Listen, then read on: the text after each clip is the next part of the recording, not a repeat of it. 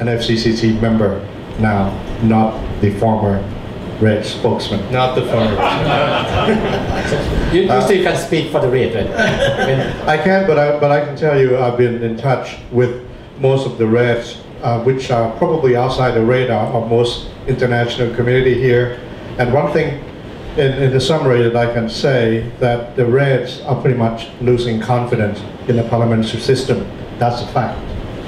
And there are talks of pretty much rejecting the parliamentary system and this election altogether, because of course there has not been any clear accountability with what has taken place for the past 10 months, and they are waiting for the answer patiently in order for, I guess, there's some type of justice being done.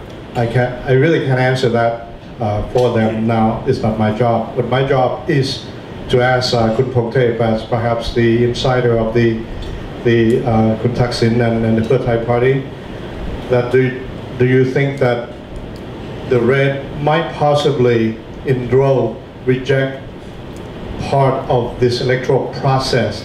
Do the party factor this into consideration at all? Many Reds felt that no matter what happened, things remain the same, as you said, that the referee is not fair. And therefore, what if the numbers that the Reds are larger and not participating in this process? Do you find that would be detrimental to the Pheu Thai electoral chances? Yes, Sean,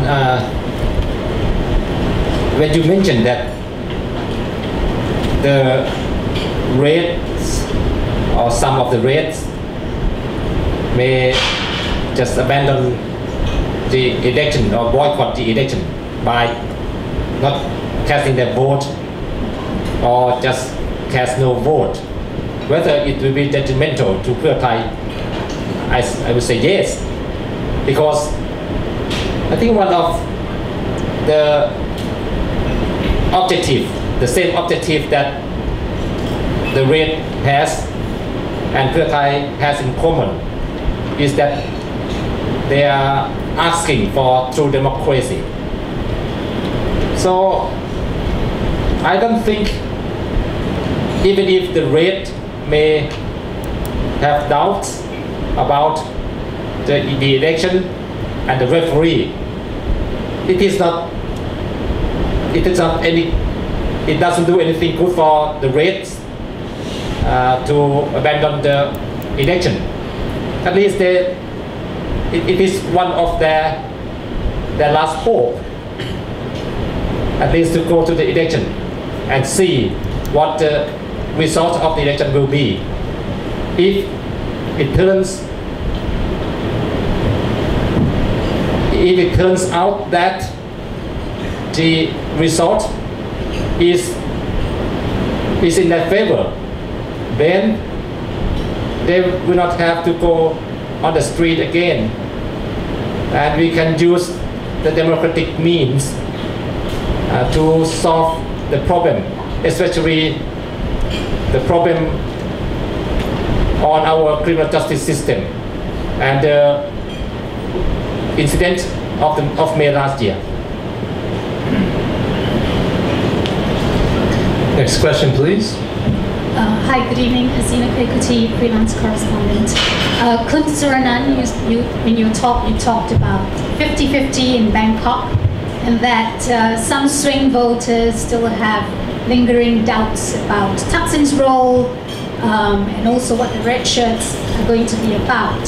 So could you clarify for us what the red shirt movement can do, or Pheu Thai party, to win over the swing voters, especially moderates, independents, and how effective is this strategy going to be?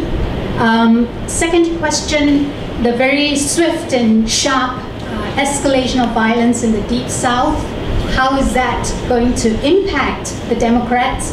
And third question, if I may, very quickly, the military's relationship with Kun Abisit, which some reporters have asked, but I was wondering whether you could list some of the factors for the loss of love between Kun Abhisit and the military? Thanks very much.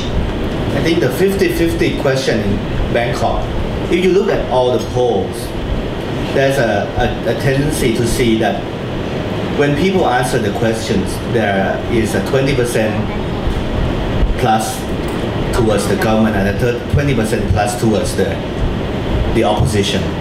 There's always that 50-some to 60% in the middle that says that, hey, I'm neutral. I'm not going to say which side I'm on.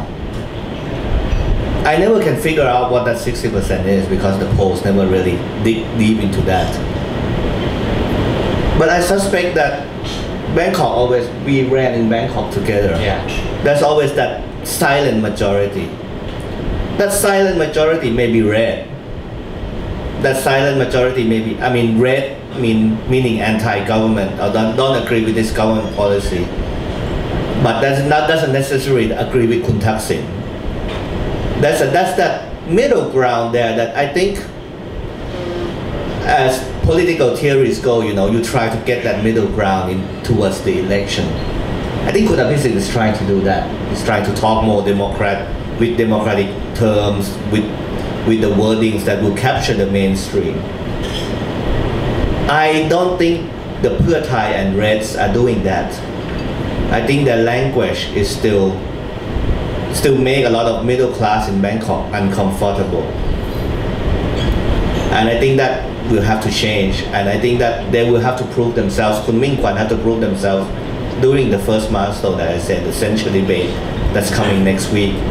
If they can prove that they can be rational, if they can prove that they can express their thoughts, and examine the government in a logical and with all the evidence at hand, without going through shouting matches, then I think they may be able to draw that vote in. I don't think a bluffing or a proposal of populist policies will get the middle class in Bangkok. I think this has to be a more vision of leadership in Pheu Thai, and I think that goes for the whole country too. I am also talking to a lot of people who have been in touch with the red cells in the Northeast, and some of them express what Kun Chorn just said. They're saying that okay, they're not with Thaksin, but they don't agree with the system. Now, how we can bring those people back into that fold, I think is a big responsibility for Pheu Thai, not the government, for the opposition. On the Deep South, I think it's a mess down there, and I don't think the government is addressing it enough. Will they affect the Democrats? I don't think so.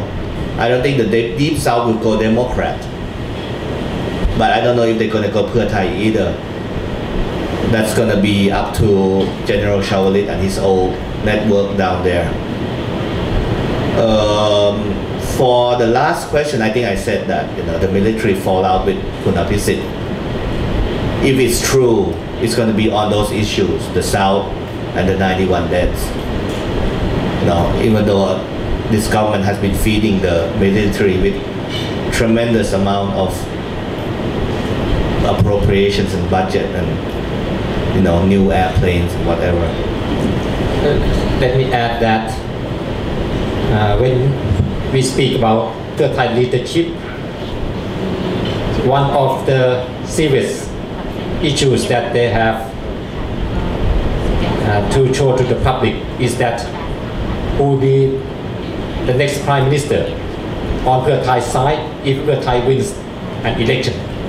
Because right now, for the Democrat, we see Kun Abhisit, right? But for Pheu Thai, this picture is not that clear. They will have to find somebody within their party right now who may be a present MP, or maybe somebody else, to show to the public that this is a proper prime minister, more efficient than Kun Abhisit.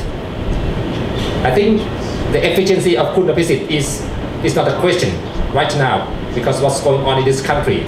But the time we have to show that even the man or a woman who can be the next prime minister. For the issue in the southern parts of Thailand, because of the more and more serious incidents, more and more deaths and casualties in the deep south, and I definitely predict that this will lead to more pro-Thai MPs in the south. For the last general election, they have only one MP in the south, but because of General Chawalit, who has a very good network and knowledge about the south, pro-Thai will perform much better than the last general election. I can say that they will gain at least 5 MPs up in the south, better than the only one MP for the last time.